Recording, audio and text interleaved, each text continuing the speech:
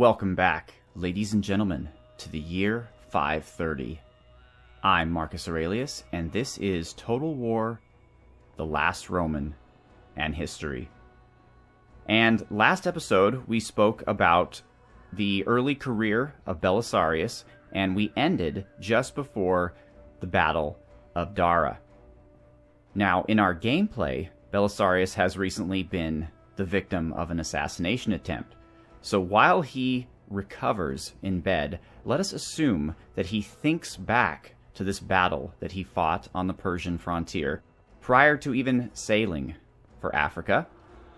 And what that means to us is that the battle actually exists as a custom historical battle in the game. So we're going to take a step back from our campaign for a moment, and we are going to fight the historical battle of Dara.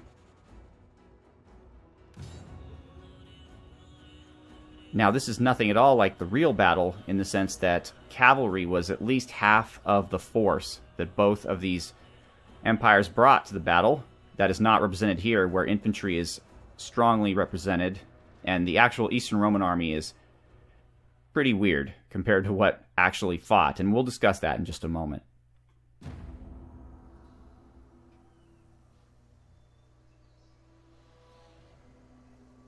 The Roman and Sassanid empires are at war. The Roman Emperor Justinian has appointed the young Belisarius as commander of his army in the east. Belisarius must reverse the tide of the war, which has been moving against the Romans. He is fortifying the city of Dara, which lies close to the enemy border. The Sassanids have sent an army under Perotzes to stop him. Outnumbered, the Romans have dug a trench before the walls to aid the city's defense. Perotzes has sent word to Belisarius that a bath should be prepared for him in the city. The Romans know, therefore, that battle will soon be upon them. Man the trenches, men! The enemy... All right, so first off, I just want to say that I really highly respect Creative Assembly for providing us with a historically based game that is fun and engaging.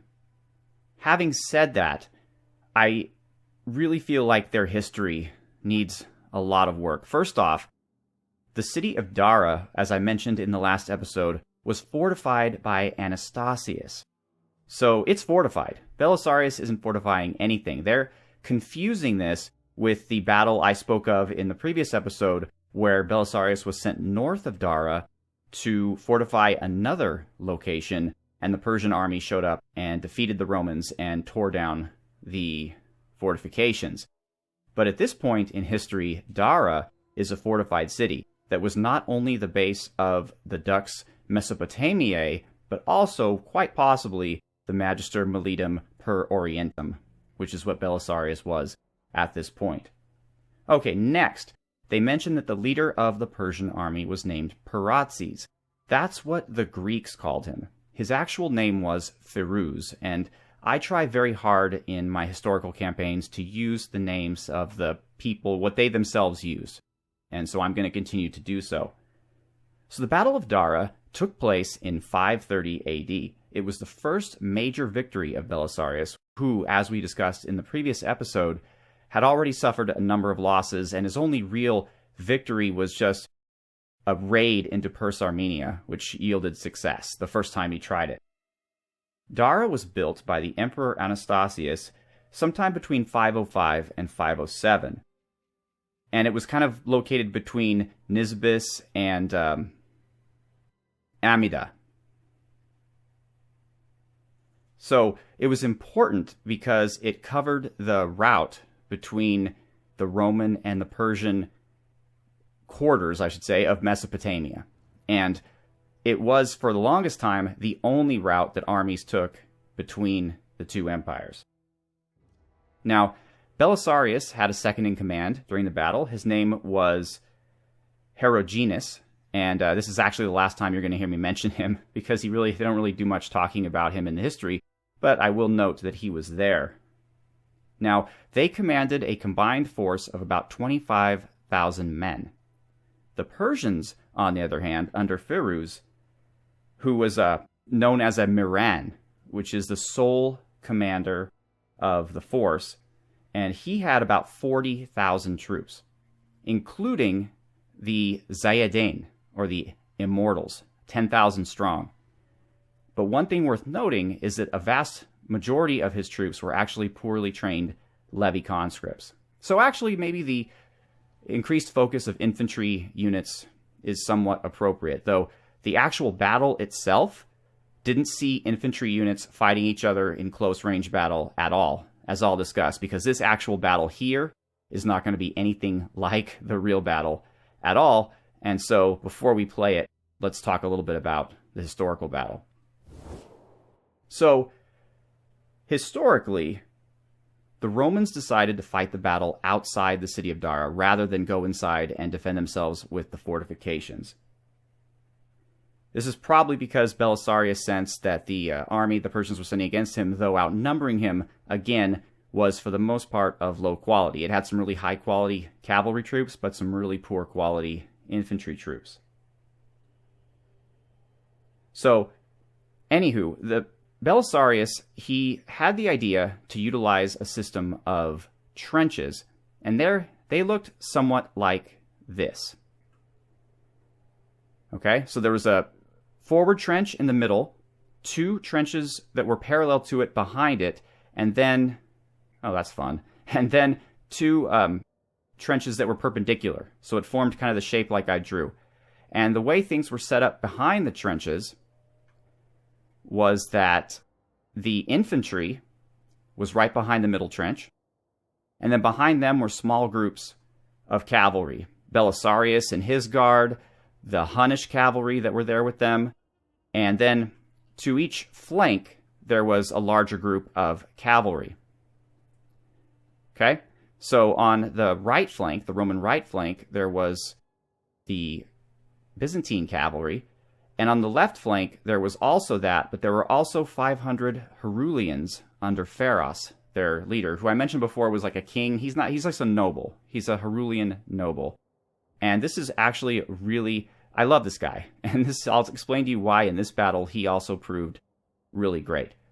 So, as it mentioned in the intro to the battle, Firuz was kind of arrogant. And he sent a message to Belisarius basically saying, hey, prepare a bath for me in the city for when I arrive. Because he was basically saying, we're going to win.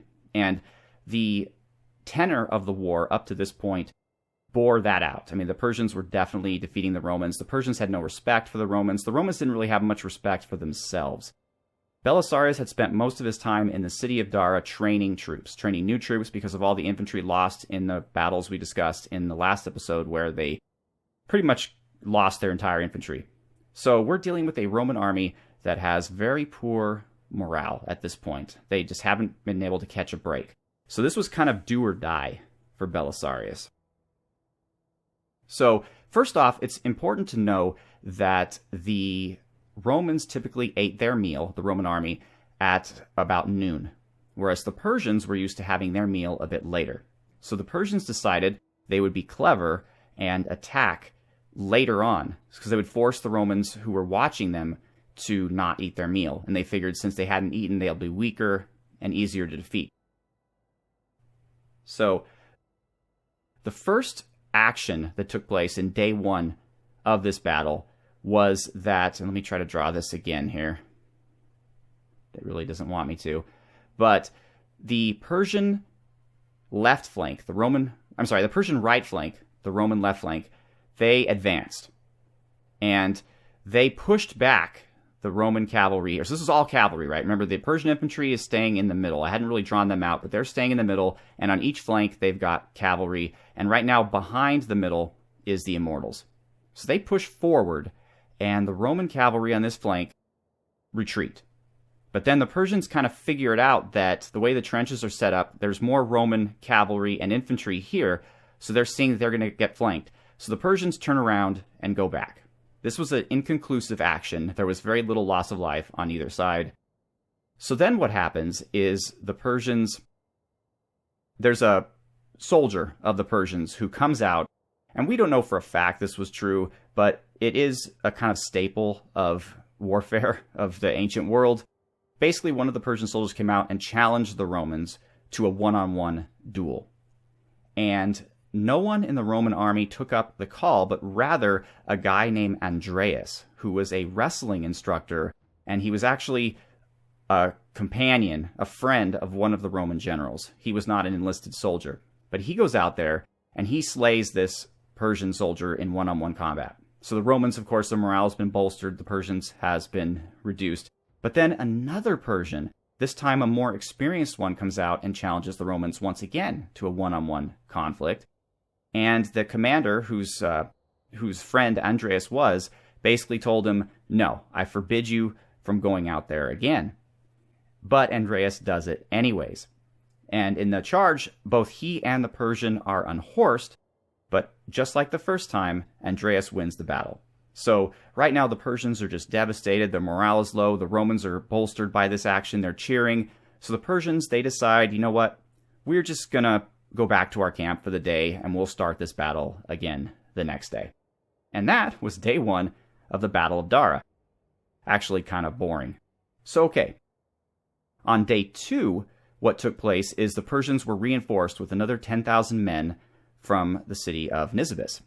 So now they're really outnumbering the Romans, 25,000 to about 50,000, so 2-1.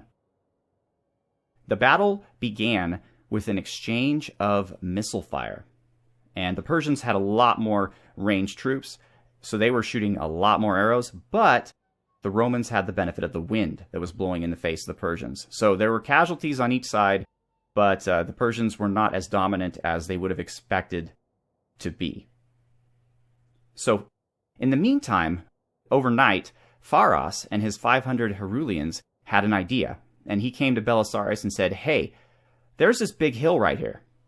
How about you set up your cavalry to be a bit more loosely spaced so it doesn't look like anything's happened, and me and my 500 Herulians will stay here behind this hill. That way, if the Persians do what they did yesterday and they come up, we can go around and surprise them from the back. And Belisarius was like, yeah, that's a great idea. So they did that. And just as expected, like the previous day, the Persian right flank, the Roman left flank, attacked. Now, this time, the Romans once again retreated, but for whatever reason, this time around, the Persians were a lot more aggressive. So they continued on. Pharos and his Herulians came out from behind the hill, engaged them. They were engaged by some cavalry from the, our right, but their left flank. And so the Persians had to retreat in disorder, and they lost somewhere around 3,000 of their cavalry in this action. So the battle's continuing, and by the way, this is not all that's happening. Like it's a full assault. You know, people are moving forward, arrows are flying, stuff's happening, but this is kind of where the main action happens. So then the other side attacks. So the Persian right, or the Roman right, Persian left, they come down, and the same thing happens, but Belisarius is kind of crafty, and he notices what's going on. So he orders his Hunnic horsemen to the side here, right by the trenches. So the Persians are coming down like this. The Romans are retreating because they're just getting the worst of the battle.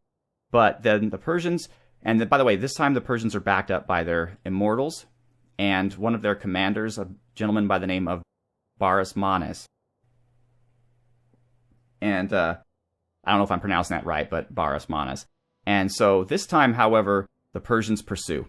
So the Romans turn around. So now we have a situation where the two units of Huns get behind the Persians.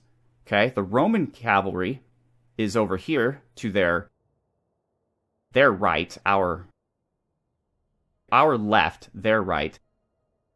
And so they're here, and they're stuck with Huns behind them, Roman cavalry here, and then finally the retreating Roman cavalry turns around and attacks. So they're hit on all sides. And their leader, Barasmanes, goes down in the battle. They get routed. They lose an additional 5,000 cavalry. Their immortals break. It's just a fiasco. And at this point, the Persians have had enough. The infantry drop their weapons and shields and just take off. They rout completely. And that is the end of the battle. And Belisarius was the victor. So that's how the battle went down historically. It doesn't really... Yes, they've made an effort here. And again, I applaud Creative Assembly for doing this, but these trenches are kind of basic. Historically, they were wider. I mean, it would have been a long trench, not just this kind of weird holes in the ground. And also, the way that the enemy are going to attack right now, they're just going to throw everything they can at us from all sides. It's not going to be coordinated in the way that it was historically. So we're not going to fight this battle the same way Belisarius did, because that would just lead to a loss. And that's why, by the way, in case you're wondering why is Marcus narrating all the history from the sky view first so I could draw you what happened, but also because this battle is going to be so chaotic that I didn't feel I could do the history justice while I was fighting it. And by the way, we are using the standard troops of the Eastern Roman Empire in the vanilla version of the game, not the modded troops that we've been using up to this point. And they have some axe-wielding Heterea, which I'm not sure necessarily if they were appropriate for this time period, but whatevs. So the Comes, that's probably Belisarius. We're going to put him there. They don't give you an opportunity, by the way, to readjust your troops. They start you just like this, and you got to deal with it. So any movement we're going to have to make is going to have to be movement on the battlefield. Like, for example, not having our shock axe infantry in the front. We can testudo our spearmen. Actually, we should just testudo everyone.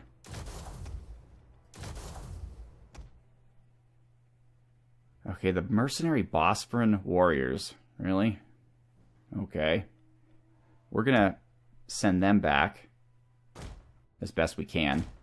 And we're going to move up the Eastern Armored Legio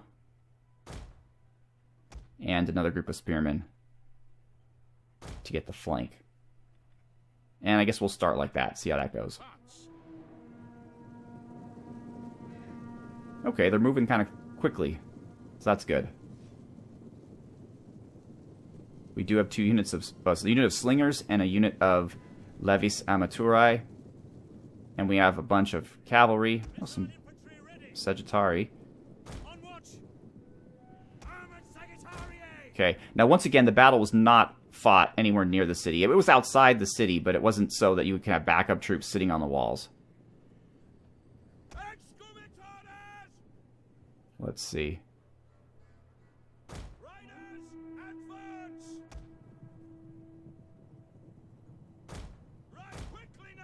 We'll flank with them, since our infantry are pretty much doing a good job covering everything. Looks like the cavalry are moving to the right flank. Nope. They're turning inward again. So basically, I just want them to crash against my troops. I'm not even using the ditches, just in case you're wondering. When I fought this battle before, I actually put my troops in the middle here, tried to use the ditches, but it was kind of a fiasco. So let's just see how things go without them.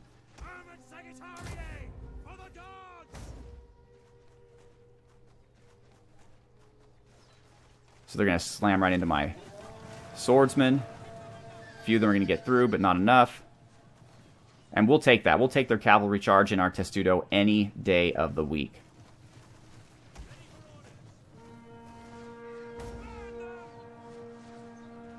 They're already fleeing. They're already completely wrecked.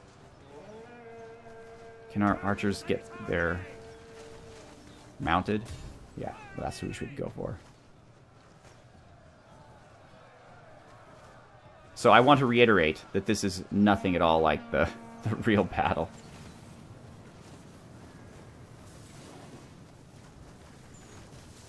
What kind of troops do the Persians have here? These are the... Okay, so Zayadin Immortal Cavalry. So at least Creative Assembly was cool enough to give us the actual immortals that were fighting in this battle. So that's good. I appreciate that. The Lochmids, as I mentioned in a previous episode, were definitely really highly regarded auxiliaries of the Persians. So it's good to see them here as well. More Zayadin Immortal Cavalry. Camel Riders? Well, I guess it's possible. Anything's possible. There's their general. Let's actually try to take him down. Now, I wonder if they... It just says Savaron Sardar, which is great. Savaron is what the elite cavalry were. Let's get them with our axes. Let's see if we can do some shock on them. But it'd be cool if it said something like Firuz or Barismanes. Alright, so they're going to come in and try to wreck their cavalry. Axes are pretty good against stationary cavalry. I don't know about camels, but we should be able to do some damage to them. It says they're losing the combat. They are fleeing. What do we got here? Persian Brigade. I guess they just mean regular levy. There's levy. I saw levy somewhere. That's appropriate. The Daylamites, I mentioned them in my episode about the Persian army. They were an auxiliary group. They were very strong. Good medium to heavy infantry.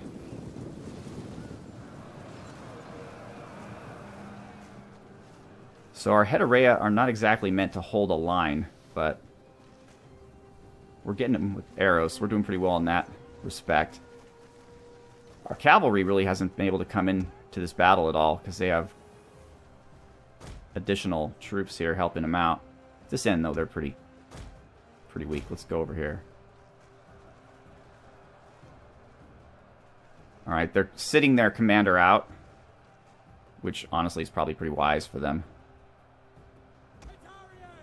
I want to pull these guys out because they're not. This is not a good position for them. But the way it works in this game is if you pull out, it's not like Warhammer.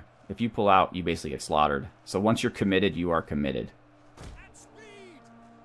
But maybe we can introduce some help.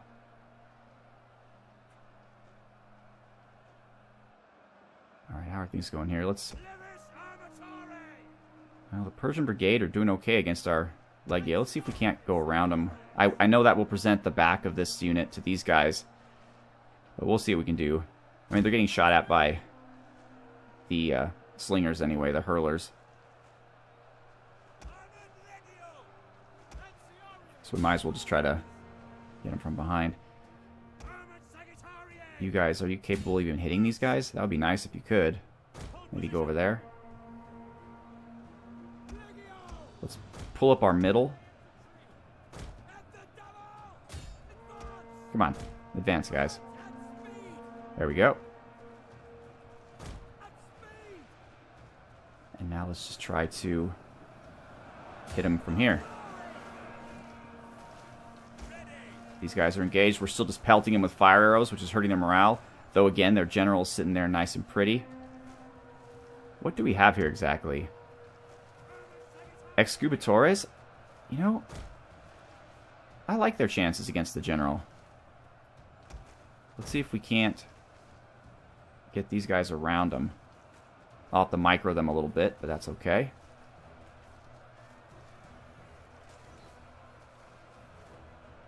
Their morale is trash here. So if we could just get this general taken care of, this will be the battle for us. Again, nothing at all like the real battle. Okay.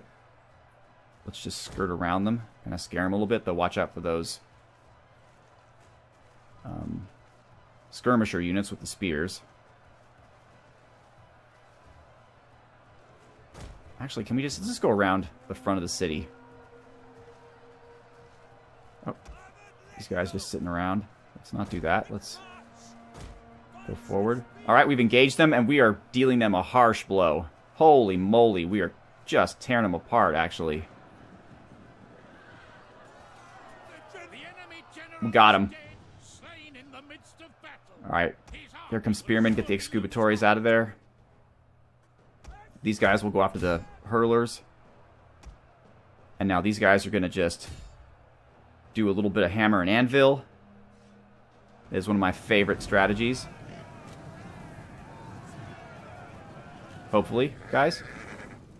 I hate how they always stick you with the guy in the back. But it appears that we had a very successful charge.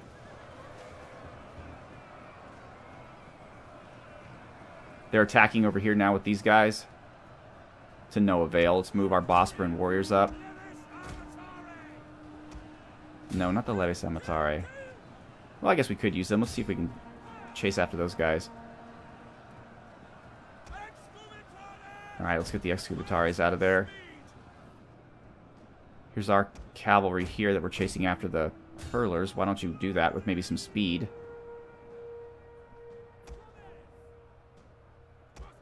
Okay, these guys, let's actually move them into there.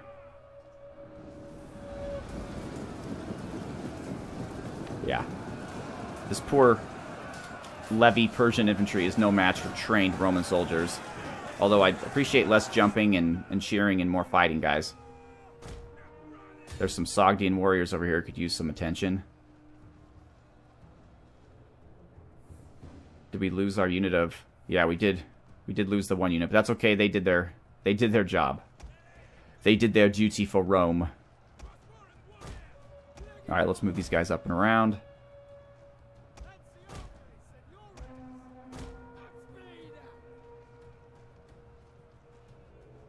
Alright, we can bring these guys around. And they can finish off... Oh yeah, the cavalry's already fleeing. Let's take out the Persian skirmishers. You guys just keep firing. You guys just stay here. Just guard this. Let's see if we can induce these guys to just flee from being hit by fire arrows.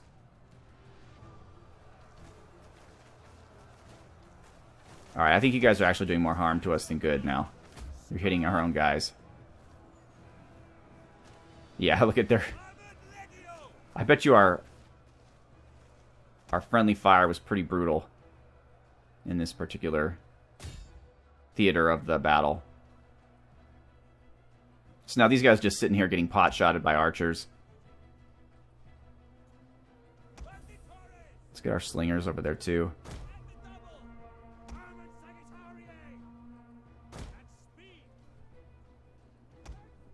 Alright, let's see if we can't get our cavalry kind of behind them. Meanwhile, the infantry will move up. Didn't even have to engage the battle with Belisarius. We can go out around here, maybe hit him from the right flank. Let's look at his unit. His Comes. Yeah, they're pretty standard. And yeah, they're fleeing just from the fire arrows. That was enough. Where's our second unit of executors? They're spearmen. You're never, ever, ever supposed to charge spearmen directly with cavalry. But, oh, these are immortals. No kidding. No kidding. Way to sit out the battle, guys. I do love their shield. Oh, that guy's having a bad time. That guy's having a really bad time. I love how everybody's just standing there completely just, oh, look at that guy. Look at Fred. He's burning. Oh, well, whatever. Oh. Oh, jeez. Yeah. I guess he wasn't as immortal as advertised.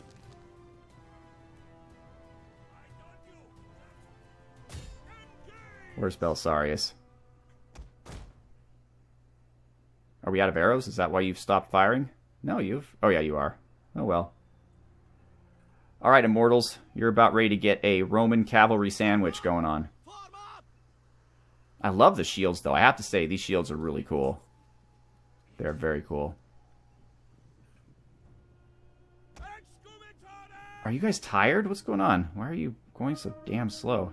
Okay, here comes Belisarius. Alright, here comes the charge. Let's watch it. They're not really formed up. Okay, right into spearmen, which is what you're not supposed to do. But it's all because we want to see Belisarius pull the coup de grace. And cha-cha.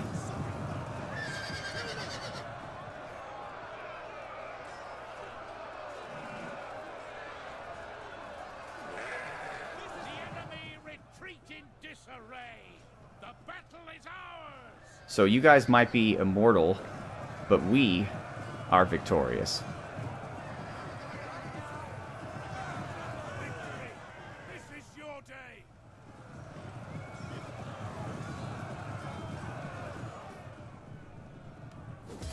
So some parallels between the historical Battle of Dara and the one we just fought is that the end of the battle took place when the immortals were hit from both sides by Roman cavalry and were induced to flee. Now, granted, historically, that precipitated the fleeing of the rest of the army, whereas in our example here, it was the last act of it, but still, I find it fitting.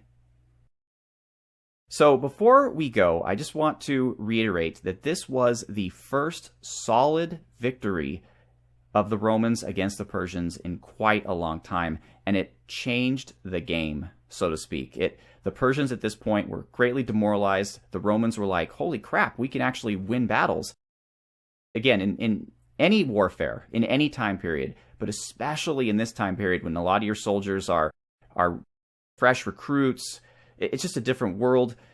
Morale is so important. It is so important because if your troops are willing to stand and fight and be professional, they will win. And that's why the Roman army of the Principate, the historical Roman army, was so powerful, because they were being fought essentially by very passionate but very untrained and reckless troops that were very strong and powerful but didn't work well as a team. And the Romans always had such great discipline. That's what caused them to win battles. And so this battle really changed the nature of the war in the East. So, in the next episode, we're going to talk about what happens after the Battle of Dara. And I hope you really enjoyed this. So once again, I'm Marcus Aurelius. I'd like to thank you very much for watching. Have a good one.